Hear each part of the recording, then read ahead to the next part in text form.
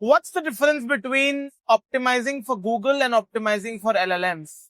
When you optimize for Google, you also optimize for people because the behavioral signals are strong. So when people are not satisfied, even though you have all of these entities, all the topical coverage, if the content is, let's say, bad quality, does not fulfill the user intent, it will drop. But for the AI, it's different because people, when they are reading, they need engagement, they need some insight, they need infographics, they need engagement, basically anecdote. But when you are LLM, the only thing you care about is how many tokens do I spend on retrieving information. So LLMs prefer content that is straight to the point, that is short writing sections, yes, as little words for as much meaning. So we will have this entity to length ratio, so like cut off the fluff.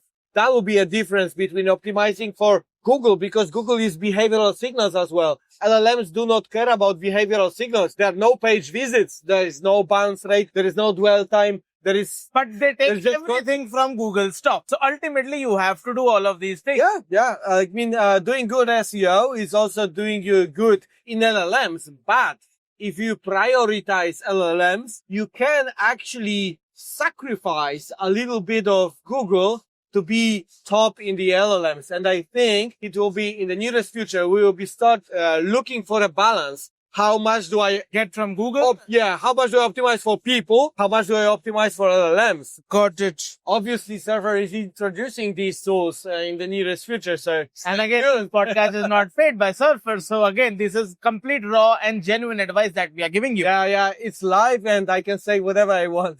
Yeah.